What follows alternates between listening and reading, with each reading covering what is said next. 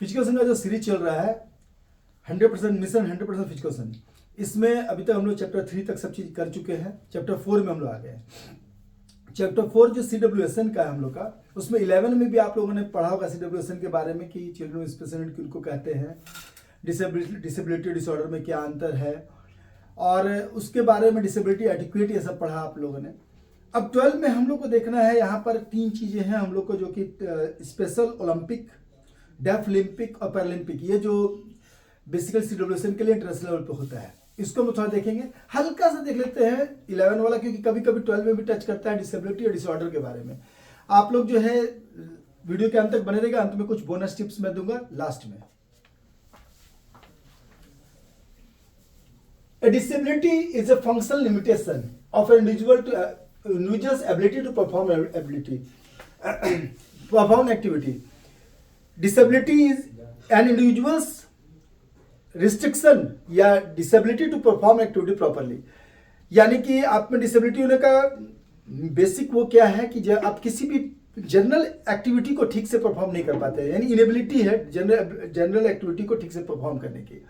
Disorder generally mental limitation से है, ठीक है। डिसऑर्डर पहले पढ़ा जाता था, 5 डिसऑर्डर थे, ADHD, SPD, ODD, OCD।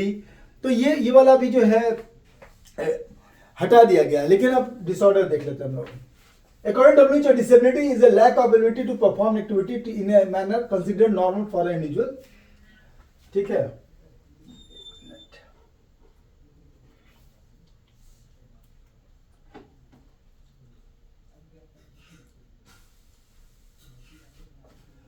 Organisation promoting disability sports, special Olympic, Paralympic and deaf Olympic. तो जैसा मैंने कहा है कि डिसऑर्डर को अभी मेंटल जो था उसको हटा दिया गया है डिसऑर्डर्स को, लेकिन मेंटल जो 5 डिसऑर्डर्स होते हैं वो सारे आ जाते हैं आपके इसमें स्पेशल ओलंपिक में, जिसको यूनेस्को ने डिस्ट्रीब्यूट 1968 में शुरू किया था। सबसे पहले डेफ ओलंपिक आ गया था। डेफ ओलंपिक जो है 1924 में, यानी कि ओलंपिक जो मॉडर्न आया 1896 में, उसके बाद सबसे पहले आया आपका डेफ ओलंपिक। डेफ ओलंपिक जिसको कि पहले साइलेंट ओलंपिक कहा जाता था, साइलेंट ओलंपिक, उसके बाद इसको डेफ ओलंपिक नाम दिया गया। और पैरालंपिक 1948 में सर लुडविग गटमैन जी के द्वारा आया। स्पेशल ओलंपिक क्या है? World's largest sports organisation for children and adults with intellectual and physical disability. अब यहाँ पर बेसिकली इंटेलेक्चुअल है, क्योंकि फिजिकल डिसेबिलिटी में, लेकिन कुछ माइनर फिजिकल डिसेबिलिटी के चलते भी अगर मेंटल कहीं असर पड़ा है तो वो भी इसमें आ जाता है, जिसमें फिजिकल और मेंटल कोऑर्डिनेशन थोड़ा कमजोर पड़ जाता है। स्टार्टेड बाय यूनेस्को ने receiver, first special Olympic were held in 1968 in Chicago.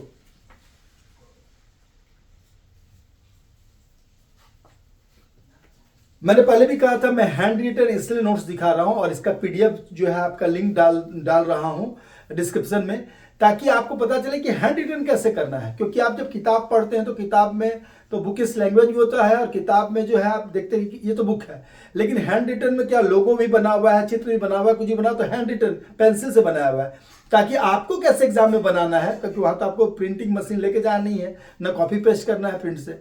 तो इसलिए मैं हैंड रिटन नोट्स ही जो है दिखा रहा हूँ शुरू से आपको, और उसका लिंक भी देते जा रहा हूँ ताकि आपके पास एक नोट्स लास्ट टाइम रिवीजन के लिए स्ट्रॉन्ग नोट्स भी रहे। The special Olympics logo is based on the sculpture joy and happiness to all the children of the world। अब ये जो है आपको देख लीजिएगा, ये बनाने के लिए तो इसको थोड़ा इजी मेथड है। इजी मेथड क्या है? तो आपको एक सीधा पहले लैंप पोस्ट इधर टेढ़ा, लैंप पोस्ट इधर टेढ़ा बना के उसमें से दो नीचे निकाल दीजिए हर किसी में, और बीच में गोल कर दीजिए। तो आगे वाला नीचे वाला सबसे बड़ा कीजिए, उधर तो छोटा, उसका और छोटा, ऐसा दिखे कि हम एक साइड से देख रहे हैं जो विजुअल आए, तो ये आराम से बन जाएगा। पहले एक लैंप पोस्ट थोड़ा इधर मोड़िए, एक लैंप पोस्ट थोड़ा उधर मोड़िए, उसको छोटा छोटा मोड़िए, और उसी में से दो नीचे निकाल दीजिए। The flame of hope is the name given to the torch that is carried and lit at the special Olympic game. Flame of hope का, जैसे कि हम लोग का ओलंपिक फ्लेम होता है, उसमें यहाँ पर फ्लेम ऑफ होप का दिया जाता है, जहां पर इसमें स्पेशल ओलंपिक जलाया जाता है। The special Olympic was officially recognized by the International Olympic Committee IOC in 1988। 68 से शुरू हुआ था, लेकिन 1988 में इसको जो है मान्यता मिल गई। IOC इंटरनेशनल ओलंपिक कमेटी जो कि 1894 में बनी थी, उसी के अंतर्गत सारे और ओलंपिक होते हैं। The special Olympic athletes oath is let me win but if I can't win, ये अधिकतर पूछता है। और दोनों तीनों का मोटो जो याद रखिएगा, उसका फ्लैग याद रखिएगा, क्योंकि ये सब पूछता है। Let me win but if I can't win let me brave in the attempt, या तो हमको जीतने दो और नहीं तो कम से कम इतने तो ब्रेव होने कि हम अटेम्प्ट कर सके। पैरालंपिक, अब देखिए इतना डेटा जो मैंने बताया यहां पर, इतना डेटा आपका स्पेशल ओलंपिक के लिए काफी है। अब आइए पैरालंपिक पे। Paralympic games are a major international multi sport events for the athletes with various disabilities such as athlete. अब देखिए इसमें एक चीज और जुड़ेगा, डिविजनिंग और जो है क्लासिफिकेशन, ये दोनों अभी आगे आएगा। तो जो क्लासिफिकेशन डिविजनिंग है वो हम आगे बताते हैं आपको, वो भी क्वेश्चन में पूछा आता बहुत बार। Paralympic Games are a major international multi-sport event for the athletes with various disabilities such as athletes with mobility disability, amputations, blindness and cerebral palsy. Olympic Games are governed by International Olympic Committee which was formed at 22nd September 1989. ये जो है 1989 में international Olympic committee का गठन तो हुआ है, लेकिन 1948 से सेकेंड वर्ल्ड वॉर के जो ऐसे सैनिक थे जिनके हाथ पैर जो है सेकेंड वर्ल्ड वॉर में हाथ या पैर या कोई भी अंग खराब हो गया था, उसके लिए शुरू हुआ था। और वहां से धीरे धीरे फैलते फैलते 1989 आते तक ये इस पूरे अपनी कमेटी बना लिए लोग। The first Paralympic games were held in Rome in 1960। 1948 में लुडविग गटमैन ने शुरू कर दिया था, लेकिन 1968 में वो 1960s में रोम में पूरा फैल गया दुनिया में, इंग्लैंड से। फिर the first winters Paralympic games were held in 1976 in Sweden. अब ये सब डेटा है जिस पर ऑब्जेक्टिव भी आएगा और सब्जेक्टिव लिखने में भी ये सब मदद करेगा। The vision of International Paralympic Committee is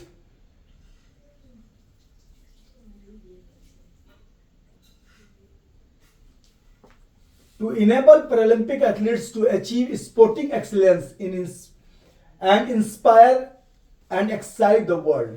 कि देखिए जिनका हाथ पैर ठीक नहीं है वो सभी भी इतने अच्छे से पार्टिसिपेट कर रहे हैं, तो हम लोग फिजिकली थोड़ी तो फिट है, तो हमको तो और अच्छे से अपने आप को फिट रखना चाहिए और एक्सीलेंस गेम में और दिखाना चाहिए। ये एक मोटिवेट करता है उन लोगों को जो लोग सोचते हैं कि अगर हम पूरी तरह से फिट नहीं, ईश्वर ने अगर कुछ चीज़ें नहीं दी हमको तो ये हमारी कुछ कमी है, और डिप्रेशन में जीते हैं, स्ट्रेस में जीते हैं, और उनके लाइफ में जो एंग्जाइटी होता है उसको कम करने के लिए भी, उनको मोटिवेट करने के लिए ये पैरालंपिक गेम्स शुरू किया गया था। The headquarters of International Paralympic Committee is in Bonn, Germany. The motto of Paralympic Games is Spirit in Motion। अब इसमें देखिए, इसको याद रखिए, logo Paralympic red blue green 3 dot रहेगा, रेड ब्लू ग्रीन का आधा आधा चांद। आप आर्ट के टीचर नहीं हैं या आर्ट के स्टूडेंट नहीं हैं, ये सब कोई जानता है, लेकिन इतना आना चाहिए कि हल्का हल्का करके बना ले। मेरा तो खुद भी आर्ट खराब है, लेकिन हम लोग काम लायक बना लेते हैं, तो ऐसा बना लेना आना चाहिए। The Paralympic games was started by doctor Ludwig Guttmann. ये अधिकतर आता है, पूछता है। देखिए मैं 1940 जो शुरू से कर रहा था यहाँ पर अब आ गया। On 29 July 1948 during the opening ceremony of the London 1940 Olympic games, doctor Guttman यानी कि Ludwig Guttman organise the first competition for wheelchair athletes in which he named the Stockmanville Games, where 16 injured servicemen and women took part in archery। और यहां से start हुआ, यहां से हुआ कि नहीं इनके लिए गेम कराया जाना चाहिए, लेकिन 1960 जाते तक रोम ओलंपिक में ये धीरे धीरे ये लोग जो है और ज्यादा ऑर्गेनाइज्ड वे में प्रदर्शन शुरू किए, और 1989 तक इनका एक पैरालंपिक कमेटी अपना बन गया, एक autonomous body. Deaflympic, the Deaflympic are International Olympic Committee sanctioned event in which deaf athletes compete at an elite level। These games have been organized by the International Committee of Sports for the Deaf। The first Deaf Olympic was held in Paris, France in 1924 and are known as international silent games, इनको कहा जाता था international silent games, जो कि international silent Olympics हुआ, फिर डेफलिम्पिक में change हो गया। The most recent name the Deaflympic was formally adopted in 2001। याद रखिएगा, ये सदी की शुरुआत हुई 2001 में ये डेफलिम्पिक नाम दिया गया, क्योंकि ये भी ऑब्जेक्टिव क्वेश्चंस में आ जाता है। The motto of Deaflympic is equality through sports. The athletes who have a hearing loss at least 55 decibels in their better ear are allowed to participate in Deaflympic. In the better ear मतलब कि एक तो कम से कम दोनों में से दोनों, एक 55 से कम है, दूसरा उससे भी कम होना चाहिए। ऐसा नहीं कि एक का कम है दूसरे का उससे ज्यादा है तो होगा, यानी एक का अगर 30 है दूसरा का 45 या 55 से कम है तभी हो पाएगा इसमें पार्टिसिपेट। जिस तरह आप स्पेशल ओलंपिक में एक आईक्यू लेवल है 40 के अराउंड, उससे नीचे रहेगा तभी। तो उसको चेक करने के बहुत सारे मेथड्स है। ऐसा तो लोग देख के ऑब्जर्व कर लेते हैं कि प्रॉब्लम है। इसका भी आप ये याद रखिएगा, सभी का ना तीनों चीज है, तीनों का आपको जो लोगो है, जो ओलंपिक लोगो है उसको याद रखना है, मोटो याद रखना है, और उसका कब शुरुआत हुआ याद रखना है, किसने शुरू किया याद रखना है, क्योंकि ऐसा ऑब्जेक्टिव में आता है और सब्जेक्टिव लिखने में ये स्ट्रांग मदद करता है। जो चीजें आपको बेहतर तरीके से याद है उसको पेंसिल से अंडरलाइन कीजिएगा। मैं बार बार बोलता हूँ, ब्लू पेन और पेंसिल, यही दो अलाउड है।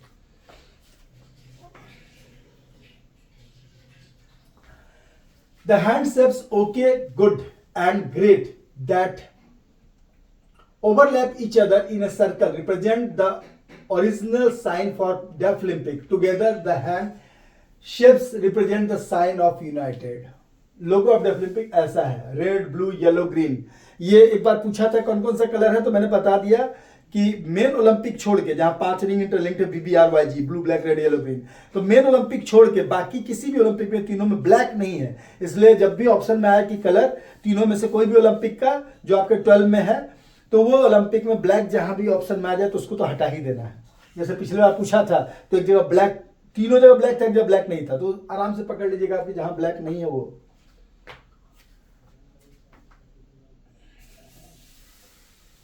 The center of the logo represents the iris of the, ये भी पूछता है कि सेंटर ऑफ द लोगो है वो किसको रिप्रेजेंट करता है, तो यहां पर है डेफलिम्पिक, लेकिन ये आइरिस ऑफ द आई को which defines deaf people as visual people.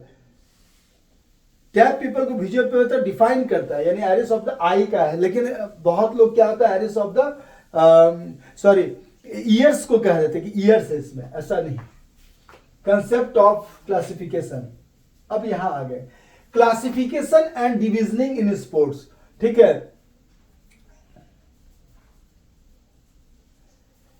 Classification डिविजनिंग याद रखिए। क्लासिफिकेशन अब कभी भी पूछ देता है, क्लासिफिकेशन होता है पैरालंपिक्स के लिए, डिविजनिंग होता है स्पेशल ओलंपिक के लिए। ठीक है, डेफलिम्पिक के लिए तो एक ही बार हो गया कि जिसका इतना सुनने से कम है तो वो, लेकिन डिविजनिंग क्यों किया जाता है, क्लासिफिकेशन क्यों किया जाता है, ताकि सही एथलीट सही ग्रुप में ही पार्टिसिपेट करें। इसलिए जैसे एज ग्रुप, जेंडर के अनुसार और उनका क्या क्राइटेरिया है उसके अनुसार, इसी के लिए क्लासिफिकेशन डिविजनिंग बनाया गया है, ताकि लगभग, क्योंकि हर कोई अपना आप यूनिक है, लेकिन फिर भी एक लगभग लेवल के लोग एक साथ पार्टिसिपेट करें। अगर आपसे पूछता है what is the cause of what is the motto of classification divisioning, तो आपको यही लिखना है, the main motto is to participate in a same level field with same level of people. अब इसको देख लीजिए, the concept of classification and divisioning in a process used in disability sports for providing even and fair competition for athletes with disability through grouping of athletes। यहां clear कर दिए, classification is a process of grouping related to Paralympic and para-athletes. The classification process provides categories to athletes for sports based on different types of disability। अब इसमें कभी कभी पूछता है कि क्या है डिफरेंट डिसेबिलिटी क्या है, तो जो मेन आपका जो 8 तरह के डिसेबिलिटीज है उसको थोड़ा सा एक बार देख लीजिए जरूर कि उसमें क्या क्या है, उसके अंदर क्या क्या आता है। Process of classification in Paralympic, there are various steps which are involved in the process of classification. Step 1, the first step in the process of classification in Paralympic is to determine whether the athlete has an eligible impairment or not. सबसे पहला step तो होगा कि eligible impairment है कि नहीं, क्योंकि कुछ eligibility बना हुआ है कि इसको मानेंगे हम। जैसे कोई अगर पार्ट नहीं है या ब्रेन से कोई पार्ट में सेंसेशन नहीं जा रहा है या सेरेब्रल पाल्सी है, बीच के रीढ़ की हड्डी जो है वर्टेब्रल कॉलम है वहां से सेंसेशन बॉडी में नहीं जा रहा है, तो ये सब डिफरेंट डिसेबिलिटी है। एम्प्यूटीज का मतलब होता है कहीं ना कहीं किसी अंग का ना होना या उस अंग में एकदम से सेंसेशन ना जाना, तो इसको चेक किया जाता है मेडिकली। अब ये आ गया, ये जो आपका 8 है, तो इंपेयर्ड मसल पावर, ये तो आपको तुरंत समझ में आ जाएगा। लास्ट वाला 3 पर बहुत बार क्वेश्चन पूछता है, what is hypertonia, white ataxia और एथेटोसिस। एथेटोसिस में ही आपका सेरेब्रल पाल्सी आ जाता है, जो कि उनको था, स्टीफन हॉकिंग्स को था, तो वो यहां आ जाते हैं। हाइपरटोनिया में क्या होता है कि आपका ब्रेन से जो है आपका कोई भी एक पार्ट का मसल में वो बॉडी का मसल्स जो है इम्पेयर्ड होता है, मतलब जहां हम चाह रहे या तो एक्साइटेड ज्यादा हो जाएगा या तो यानी कंट्रोल्ड नहीं होता, हाथ कांप रहा है तो कांप रहा है, और जब टाइट तो ज्यादा टाइट हो गया तो वो हाइपरटोनिया है। अटेक्सिया भी इसी तरह है कि कोई ना कोई पार्ट में आपका मसल का जो है कंट्रोल खो जाता है आपका, तो ये तीनों उससे रिलेटेड है। तो इसको थोड़ा सा हल्का सा मैं भी कंफ्यूज हो तो एक बार देख लीजिएगा आप कि ये तीनों में से कौन सा क्या है, क्योंकि इसमें जो है थोड़ा सा अलग अलग। ये तो क्लियर है, नीचे वाला एथेटोसिस जो है उनको हुआ था, ये जो हम लोग स्टीफन हॉकिंग्स को जो था। हाइपरटोनिया जो है वो भी बहुत लोगों का आप देखिएगा हाथ पैर जो कंट्रोल नहीं रह पाता है, तो वो है हाइपरटोनिया, अटैक्सिया। एक पिक्चर में था आमिर खान का, उसमें इनको था शायद हाइपरटोनिया, जिसमें वो कंट्रोल वे में नहीं रह पाते थे। और अभी जो पिक्चर उनका जो बना हुआ तो स्पेशल ओलंपिक वाले हैं, जिनमें कि उनका मेंटली चैलेंज लोगों को वो खिला रहे हैं, बास्केटबॉल टीम के कोच हैं। वो पिक्चर मैं देख नहीं पाया हूं, लेकिन अच्छा मैंने सुना है। The second step is usually a functional assessment which includes 2 parts. First of all, observing a sportsman in training and then observing the sportsman in competition.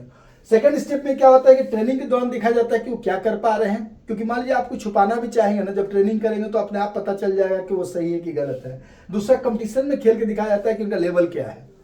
और the third step is to decide athletes sports class, किस class के हैं, मान किस level के हैं वो। In this process the classification panel assist with sports class the athlete will compete. अब किस किस ग्रुप में कौन कंपीट करेगा उसके लिए अब 3 प्रोसेस हो गया। पहला प्रोसेस तो वो है भी कि नहीं उस लायक, सेकंड प्रोसेस में है कि किस क्लास में है, किस तरह का उसमें डिसेबिलिटी है। उसका थर्ड में आ गया कि वो डिसेबिलिटी बावजूद वो किस लेवल में है, क्योंकि हो सकता है किसी की डिसेबिलिटी सिर्फ उंगली छोटा सा कटा तो एक अलग हो गया, पूरा हाथ कटा तो अलग हो गया, कि कोई मसल का एक ग्रुप सिर्फ ब्रेन से नहीं कंट्रोल हो रहा है, कोई पूरा का पूरा एक लेफ्ट या राइट साइड नहीं हो रहा है, या पूरा बॉडी नहीं हो रहा है, तो उसको अलग अलग थर्ड में बांटा था ट्रेनिंग के दौरान।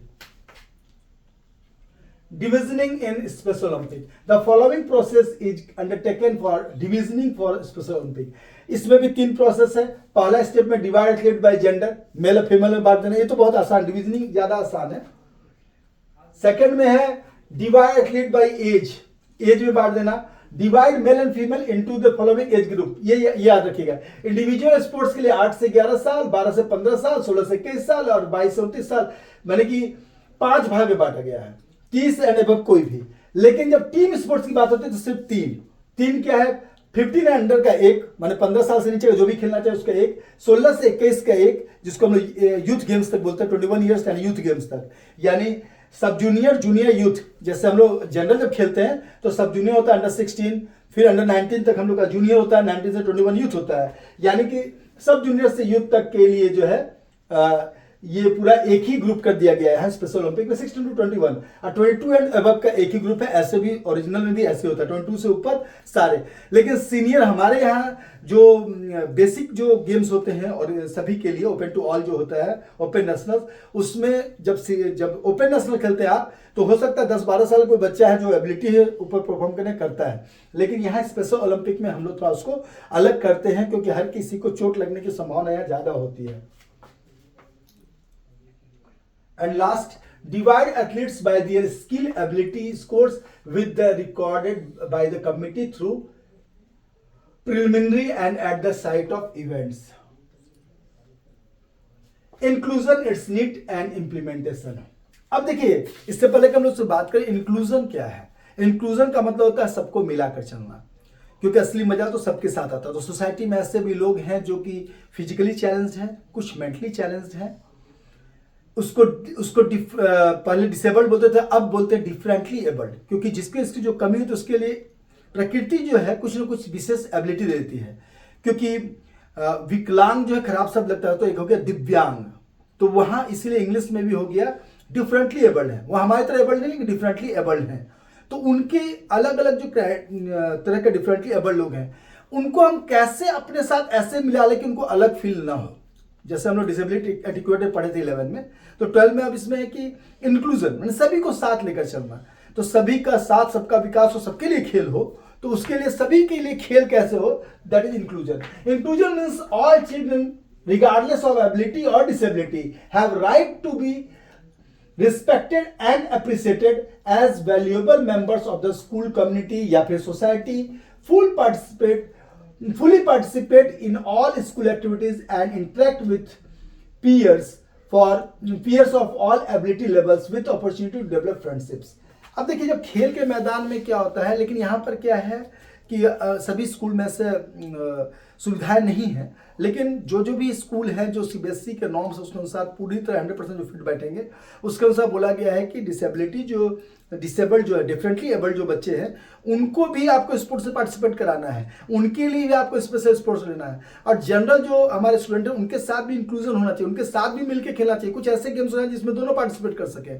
तो ये चीज को जो है, ताकि लोगों में एक सिंपैथी नहीं कि इम्पैथी की भावना है कि हम लोग भी एक जैसे हैं। और सच्चाई ये है कि हम लोग सब आज स्वस्थ हैं, लेकिन कोई नहीं जानता कि कल क्या होगा, और इसलिए जो है किसी की भी डिसेबिलिटी हो सकती है। तो हम लोग को ये इम्पैथेटिकली जो है डील करने के लिए इंक्लूजन है। और जब उनको भी हम साथ लेके चलें तो क्या वो भी सोसाइटी के एक मजबूत हिस्सा हो जाएंगे। और ये जानकर आप लोगों को खुशी होगी कि हम लोग के जो स्पेशल ओलंपिक और पैरालंपिक है, उनके मेडल्स जो है इंटरनेशनल लेवल पे, वो हमारे जनरल ओलंपिक ज़्यादा है। यानी स्पेशल जो चाइल्ड है, हमारे डिफरेंटली एबल्ड चाइल्ड है, डिसेबल्ड जो भी चाइल्ड है, जिनको हम डिफरेंटली एबल बोल रहे हैं, वो स्पोर्ट्स में पूरी दुनिया में देश का नाम और ज़्यादा ऊंचा कर रहे हैं जनरल लोगों से भी। तो हमको ऐसे भी उनके लिए इज्जत जो है दिल में रहनी चाहिए। Need of inclusion in sports, enhance self esteem, improve social and community skill. जब भी खेल में आप आएंगे ना, तो अपने आप कम्युनिकेशन स्किल भी बढ़ जाता है और साथ में सोशल स्किल भी बढ़ जाता है। Enhances sensitivity, creates better understanding and appreciation of others, creates a sense of belongingness कि हम लोग सब साथ हैं। इनहेंसेस एकेडमिक परफॉर्मेंस, जब डिप्रेशन कम होगा, एंग्जाइटी कम होगा, तो वो पढ़ने में भी अच्छे और निकलेंगे। इम्प्रूव्स परफॉर्मेंस, और परफॉर्मेंस भी इंप्रूव होगा सबका। इंप्लीमेंटेशन ऑफ इंक्लूजन स्पोर्ट्स, कैसे इंप्लीमेंट करें इसको, तो provide training for inclusion sports for teachers and coaches. जब तक टीचर और कोच को आप नहीं सिखाइएगा कि ऐसे लोगों को कैसे सिखाना है, तब तक वो कैसे सिखाएंगे। तो इसलिए स्पेशल जो उनके क्लासेस चलते हैं। अभी स्पेशल एजुकेटर्स जो है बहुत सारे स्कूल्स में उनकी वैकेंसी निकलती है, जो कि इसी के लिए स्पेशलिस्ट होते हैं कि कैसे हम सिखाएंगे किस तरह के डिसेबल्ड लोगों को या किस तरह के डिफरेंटली एबल्ड लोगों को। Implement accessible activities, facilities and equipment, promote a culture for inclusion in sports, encourage the involvement of peers।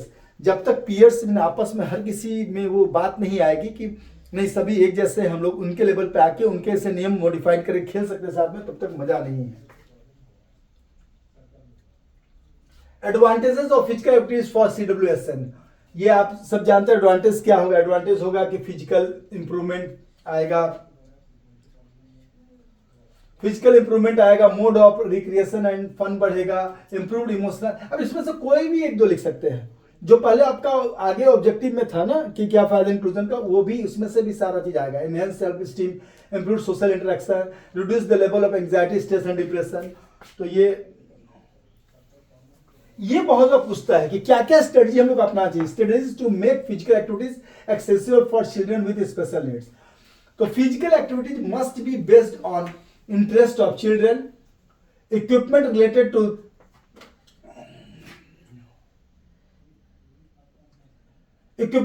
physical activity should be according to the need of children। अब देखिए इसमें आपका क्या है ना कि फिजिकल एक्टिविटी जो है वो आपका इंटरेस्ट, चिल्ड्रन के इंटरेस्ट के अनुसार होना चाहिए। इक्विपमेंट जो है वो रिलेटेड होना चाहिए बच्चों के जो नीड है उसके अनुसार, कि किस तरह का बच्चा, किस तरह डिफरेंट एबल्ड है उसके अनुसार होना चाहिए।